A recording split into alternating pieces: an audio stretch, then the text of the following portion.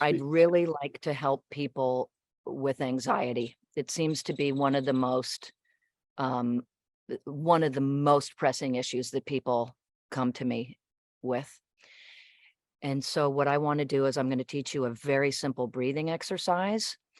I want to talk about other possibilities of the causes of anxiety. So first of all, there's very possibly causes of anxiety that aren't your psychology or your history or the world as it is today.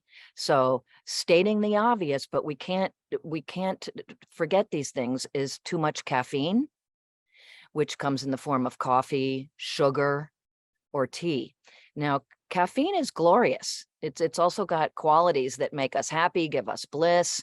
And I just want to point out, I totally get it. I'm not here to, have you lead an austere life, but I just want to help you be aware of that dance that can happen with caffeine, where we're going for the bliss or to get stuff done, but there can be a price we pay for that. So I know chances are good you know all of this stuff, but I just want to really bring your awareness to those things, right? Coffee, sugar, bread, tea, chocolate, those things. Okay, so bringing your awareness to that and noticing, does that increase your anxiety? So let's move that aside. The next thing are supplements. So you could be ingesting supplements that are taxing your system.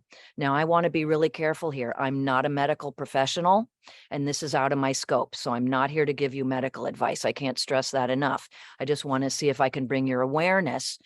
These things, we think, oh, how could a supplement be bad for me? But very frequently, there are supplements that tax your system and can make the system stressed.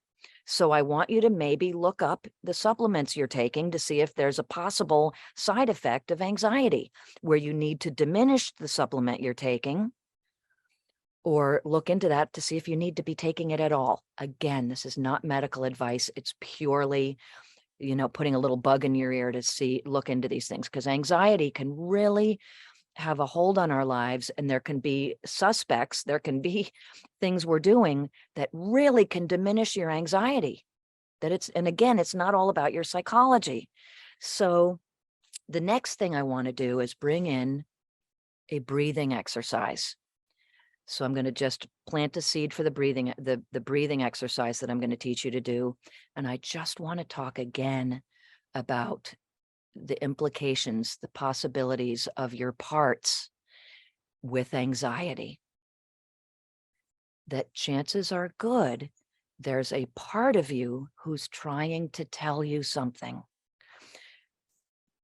that our body is speaking to us. Something doesn't feel right. And it's the way of the body trying to tell you something doesn't feel right. Please, it's your body saying, could you please look at various things that you might be saying, oh, that no, like a friendship, some friend who may be bringing too much of their stuff into your life, and you're trying to be a good friend, but you're absorbing. You want to be a good friend and listen to them, but you end up feeling like, I keep feeling, I felt fine before I talked with this friend. Now I feel terrible. Or a friend or a family member who gives you advice when you don't want it, or input, or just an observation. So I want to help you be aware of these subtle things, sometimes not so subtle. A person at work who you come in and they come to your desk, or they come on Zoom and they tell you something about yourself you don't want to hear. So I want to help you be aware of these parts of you who are, when you're rattled or unsettled, there are very strong possibilities that things are going on that need tending to.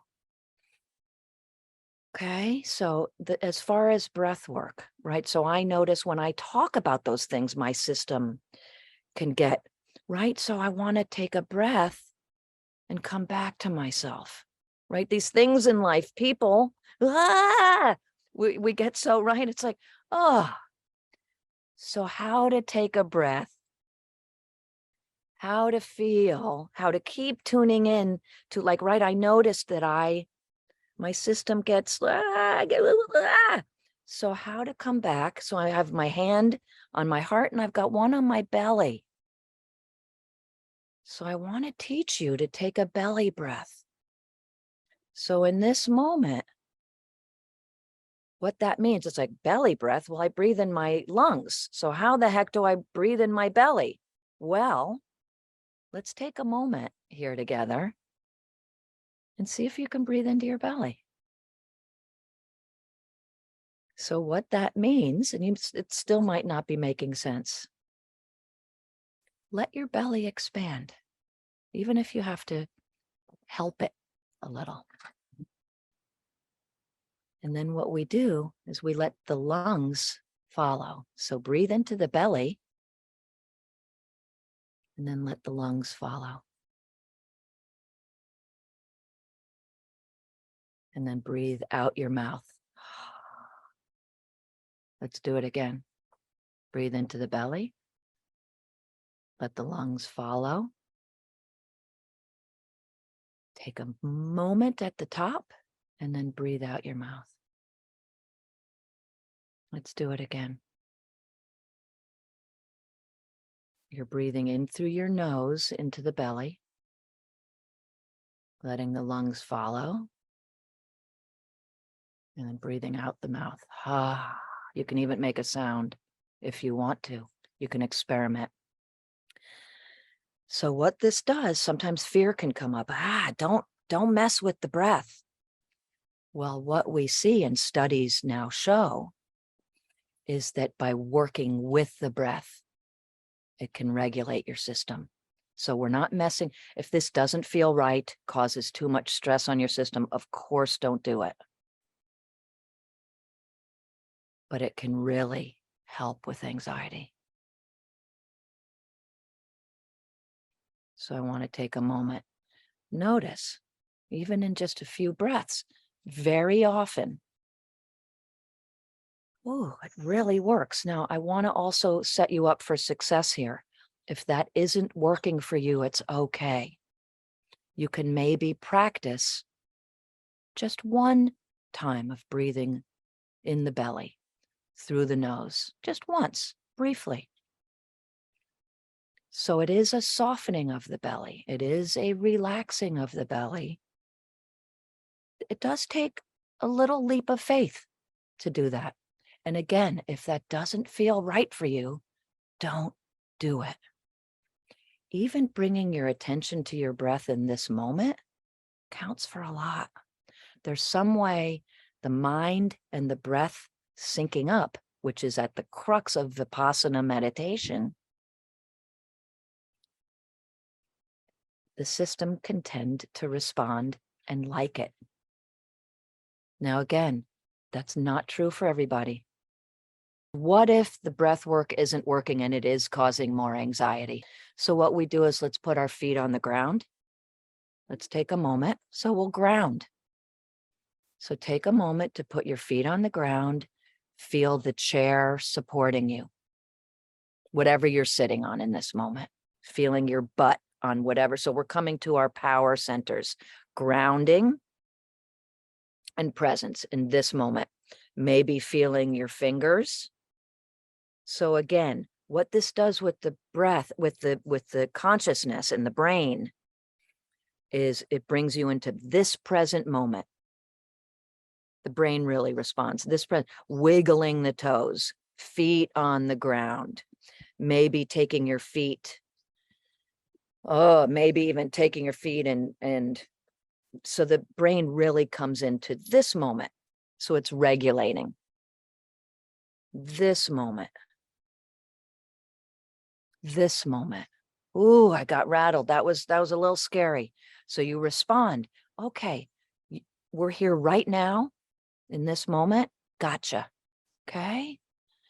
Maybe putting your hand on your belly, maybe putting your hand on your heart. This is science that I'm sharing with you here. Take it or leave it. This isn't, it formerly was woo-woo, hand on the heart, hand on the belly, but it's visceral, it's science. The body and the brain respond. They go, oh, Connect with heart, connect with belly, connect with feet. Got it. Boop. Here we are.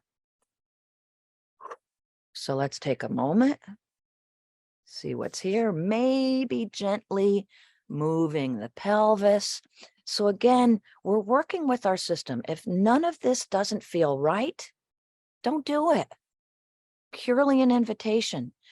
But what we see here with breath and moving our body, because we can tend to brace for life, anxiety can tend to contract us, and then we're really stiff and and then we can be in survival and the body falls. So what we want to do is disrupt it a little bit gently, not with force and aggression. Just, ooh, like even in this moment, could I take a moment to move my arms? Could I take a moment to move my face? And it is a little kooky, but the more we do different things, the more the brain goes different. Ooh, so we get out of old patterns, out of old structures. The brain tunes into now. Ooh, we're doing something kooky.